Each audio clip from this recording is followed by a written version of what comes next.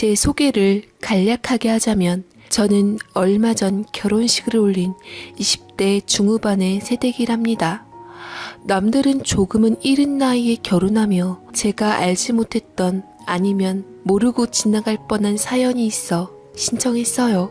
제 유년 시절은 평범한 가정의 아이들과는 많이 달랐어요. 엄마 아빠가 저를 낳고 5년 정도 같이 사시다 이혼하셨거든요. 엄마의 말에 따르면 두 분이 이혼한 이유는 친부가 경제적으로 어려우니 위장 이혼을 하자고 해서 했는데 그 이후로 친부는 정말로 자취를 감췄다고 했습니다. 간간히 들리는 소문에 의하면 친부가 다른 분과 가정을 일구고 산다는 소식을 접했을 뿐 제가 어른으로 성장할 때까지 얼굴 한 번 본 적이 없었어요. 이렇게 엄마와 단 둘이 남겨진 우리 무녀는 경제적으로 많이 힘들었습니다. 이모가 가끔 도와주긴 했어도 워낙 없었던 터라 엄마는 저를 위해 친부를 찾아 제 양육비만이라도 받아내려고 했지만 어디에서도 친부의 흔적을 찾을 수가 없었어요. 만약 친부가 제 양육비를 제때 보내줬다면 엄마도 고생을 덜 하시고 우리 생활에 단비처럼 많은 보탬이 될 수 있었을 텐데 그런 책임과 의무를 친부는 전혀 이행하지 않았답니다. 이런 가운데 엄마와 저는 어려운 환경 속에서도 웃음을 잃지 않고 살려고 많이 노력했어요. 그래서 저는 제가 할 수 있는 게 공부밖에 없어서 공부에만 매달렸네요. 그 결과 초등학교 때부터 학업과 관련된 상은 모조리 제 차지였습니다. 엄마는 어려운 가정 환경 속에서도 제가 반듯하게 우등생으로 성장해주니 늘 고맙다, 미안하다는 말을 달고 사셨어요. 저는 그런 엄마에게 웃음을 찾아주고 힘이 날 수 있게 더 열심히 공부했습니다.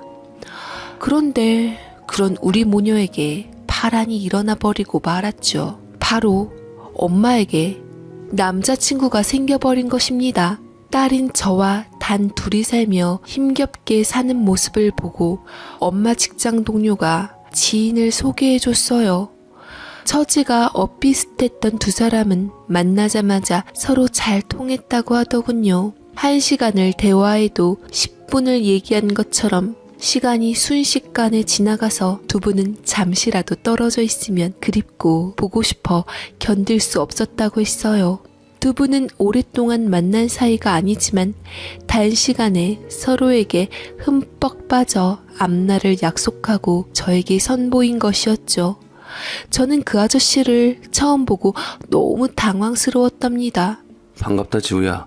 어쩜 엄마랑 똑같이 생겼네. 난 엄마 친구 한상민 아저씨야. 앞으로 잘 지내보자. 엄마한테 네 얘기 많이 들었다. 공부를 그렇게 잘한다며? 아, 네. 근데 아저씨예요? 할아버지예요? 관리를 많이 안 하셨나 봐요. 되게 나이 들어 보이신다. 요새 같은 시대에 관리 안 하시면 사회생활하기도 쉽지 않으실 텐데 말이죠. 너 처음 뵌 분께 무례하게 그게 무슨 말이야. 어른한테 그러는 거 아니야. 얼른 죄송하다고 사과드려.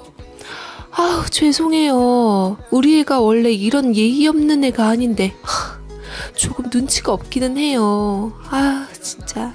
저의 무례하고 당돌한 질문에 엄마는 제가 눈치가 없어서 그렇다며 무안해하셨고 아저씨는 박장대소하며 시원하게 웃으시고는 어린 제가 못 알아들을 알쏭달쏭한 말만 하셨습니다. 내가 고생을 좀 많이 해서 나이 들어 보이는 게 아니라 지우 네 말대로 나이가 좀 많아서 그래. 지우 말 듣고 아저씨도 관리하도록 노력해볼게.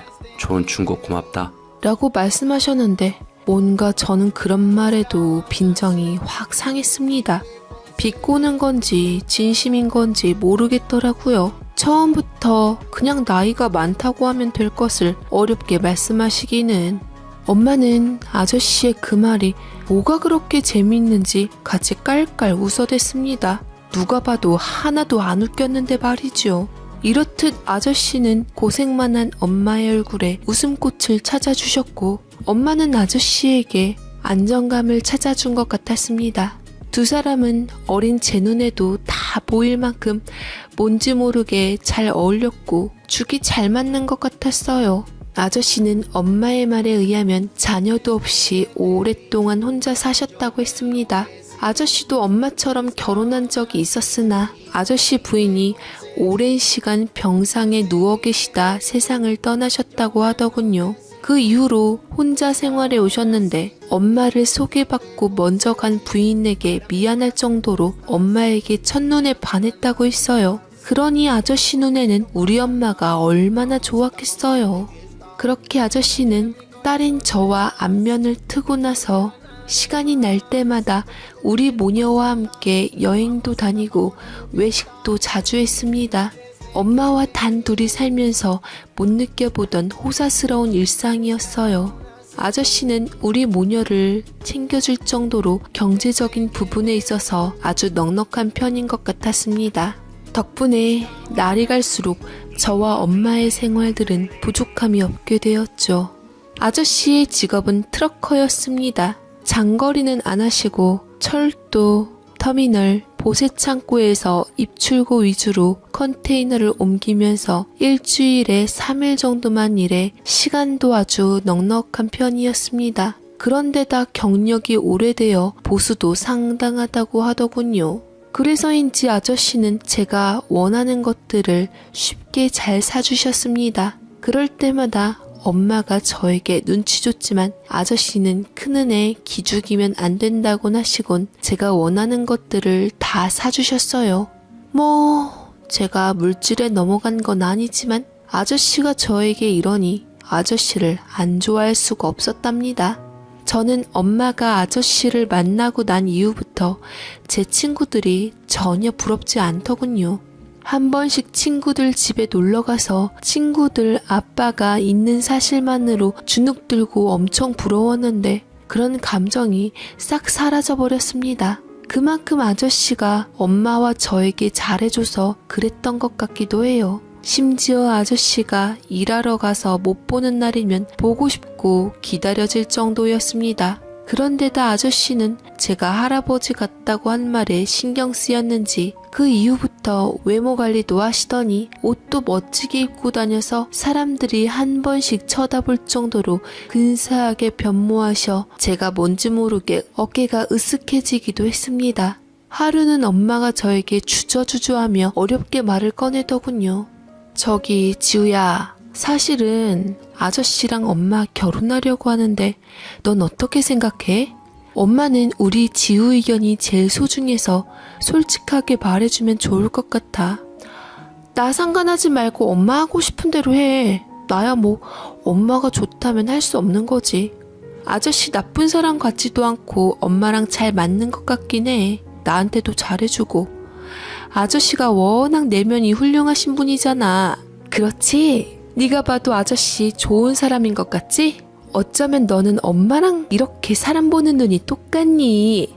우리 지우, 그럼 엄마 결혼 허락해준 거다. 나중에 딴 말하면 안 돼? 저는 엄마에게 새침하게 말했으나 속으로는 아저씨가 제 아빠가 된다는 사실이 엄청 좋았어요. 이런 제 마음과 달리 그때는 제가 왜 그랬는지 모르겠으나 기쁨을 속으로만 감췄습니다. 그래서 엄마는 제게 결혼 허락을 받고 아저씨와 결혼식을 올리기 전 우리가 아저씨 집으로 들어가서 살았어요. 좁고 불편한 우리 집보다 아저씨 집이 넓고 더 좋았거든요. 아저씨 집으로 들어가니 아저씨는 우리 모녀를 맞이하기 위해 이미 리모델링을 새로 싹 다 해놓았더군요. 거기다 예쁜 제 방까지 생겨 새 집에 온 것 마냥 기분이 더할 나위 없이 좋았습니다. 그래서 저는 저도 모르게 꾹꾹 눌러놓은 감정을 드러내며 아저씨에게 감사의 인사를 전했어요. 아빠, 너무 감사해요. 제 방이 공주님 방 같아요. 이제 친구들도 하나도 부럽지 않아요. 정말 고맙습니다. 아빠? 지우야, 너 지금 아저씨를 아빠라고 불러준 거니? 네? 제가요? 제가 지금 아저씨한테 아빠라고 불렀다고요? 그랬나? 저도 몰랐어요. 내가 왜 그랬지? 근데 엄마랑 아저씨랑 결혼하면 아빠 되는 거 맞지 않아요? 저는 그 순간 기분이 들떠 아저씨라고 부른다는 것이 그만 아빠라고 해버렸어요. 제 속에 담아둔 말이 튀어나온 것이었죠. 저의 말에 엄마와 아저씨는 눈을 마주치며 살포시 웃더니 눈시울이 뜨거워지는지 서로 고개를 돌렸습니다. 저는 아저씨와 함께 사는 것이 그렇게 좋을 줄 몰랐어요. 아저씨는 언제나 제 편이 되어주었습니다. 어느 날은 학교에서 전교회장을 뽑는다고 해서 제가 나갈까 말까 하고 고민하고 있었답니다. 전교회장이 되면 부모님이 자주 학교에 찾아와서 학교에 필요한 것들을 사주고 가는 게 보여 많이 망설여졌습니다. 우리 모녀의 형편으로는 어림도 없는 일이라 고민되더군요. 그래서 제가 마음을 잡고 전교회장에 나가려는 욕심을 내려놓았지요. 그런데 아저씨가 어떻게 알았는지 제게 물어봤습니다. 우리 지우가 공부만 잘하는 게 아니라 학교에서 인기도 많은가 봐. 우리 회사 동료 아들이 너랑 같은 학교에 다니는데 네 이름을 듣고서는 금방 알더라. 그리고 지우가 전교 학생회장 후보로 뽑혔다며? 왜 엄마랑 나한테 이 기쁜 소식을 말 안 했어? 은근히 서운하고 속상하네. 상처받은 마음을 어떻게 달래지? 아저씨는 제가 그 말을 안 해줬다고 정말 속상해하는 것 같았습니다. 심하게 토라져 있더군요. 저는 아저씨를 달래는 차원에서 말을 한다고 했는데 그만 제 속마음과는 다른 말이 나오고 말았답니다. 자꾸만 제가 겉과 속이 다른 말이 나오는 건 아저씨와 항상 관련이 되어 있었어요. 저 그거 안 하기로 했어요. 아무나 하는 게 아닌 것 같아서 말이죠. 그러나 아저씨는 제 말을 듣고 더 토라졌습니다. 저를 진지하게 앞에 두고 본인의 심정을 전하시더라고요. 지우 네가 왜 아무나야. 앞으로 그런 말 하지 마라. 너는 내 소중한 딸인데 이젠 누구보다 예쁘고 착한 아저씨의 딸이 되었잖아. 많이 서운하다 정말. 그런가? 잘 모르겠어요, 아저씨. 그럼 앞으로는 그런 말 안 할게요. 저도 아저씨가 저 때문에 기분 안 좋아지는 건 싫거든요. 서운함 푸세요. 그냥은 안 될 것 같다. 아빠라고 한 번만 불러줘. 그럼 용서해줄게. 참 유치한 아저씨였습니다. 그깟 아빠라는 말이 뭐가 그렇게 중요하다고 아빠라는 말에 울고 웃으시는지. 그래도 저는 아저씨를 달래기 위해 아빠라는 말을 시원스럽게 3번이나 불러줬어요. 아저씨는 제 말을 듣고서야 얼굴 가득 환한 미소를 짓고서 대단히 만족하는 것 같았습니다. 그러더니 아저씨가 제게 진심으로 하고 싶었던 말을 하셨어요. 있잖아 지우야. 아저씨가 나이는 많아도 알 건 다 알고 있어. 전교회장은 포기하지 말고 출마해보고 당선되면 그때 가서 이런저런 일 생각해도 늦지 않을 것 같다. 아저씨는 무조건 지우 널 응원하고 지지하니까 용기 내서 해보길 바래.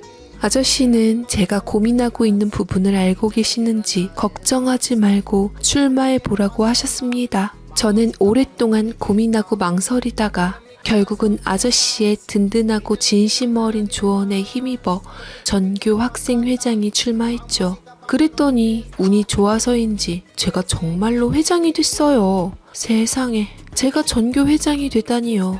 제가 당선이 되었을 때 뿌듯하고 너무 기뻤지만 일부러 내색 않고 별일 아니라는 듯이 행동했습니다. 그날 식탁에 둘러앉아 저녁 먹을 때 제가 툭 뱉듯이 말했어요. 엄마, 아저씨, 나 이번에 우리 학교 전교회장 됐어. 그리 알아둬요. 그러자 엄마가 눈이 휘둥그레지며 깜짝 놀랐습니다. 어머나, 우리 지우가 회장이 됐다고? 정말? 세상에나, 우리 지우 너무 대단하다. 나는 네가 될 줄 알았다. 아유 장해라 우리 딸. 뭐 필요한 거 없냐? 내가 다 사줄게. 아저씨는 저를 딸이라 부르며 기쁨을 감추지 못했습니다. 아저씨가 저를 이렇게 부르는 걸 저는 못 들은 척하며 마음속으로는 무척 흡족해했어요. 저는 전교 회장이 되고 난 후 학교 생활이 더 즐거웠습니다. 아저씨는 엄마 보고 제 학교 생활에 신경 써달라며 일을 못하게 했어요. 그래서 엄마는 제 뒷바라지와 집안일만 하며 지냈습니다. 그런 엄마가 한 번씩 곱게 차려입고 학교에 올 때면 저도 모르게 입꼬리가 올라갔어요. 13살 인생에 이처럼 행복한 날들도 없었습니다. 그러나 이렇게 마냥 행복할 것만 같은 제 인생에 먹구름이 끼기 시작했어요. 제가 중학교에 들어갈 무렵이었습니다. 엄마와 아저씨의 결혼이 차일피일 미루어지며 제가 중학생이 될 때까지 한 집에 같이 살기만 했어요. 그러던 하루는 이모가 놀러 왔더랬죠. 너무나 부티나고 세련된 인테리어에 놀란 이모는 주위를 둘러보며 멋지다고 감탄을 금치 못하다가 이내 궁금한 것을 툭 하고 던졌습니다. 우와, 언니 집 너무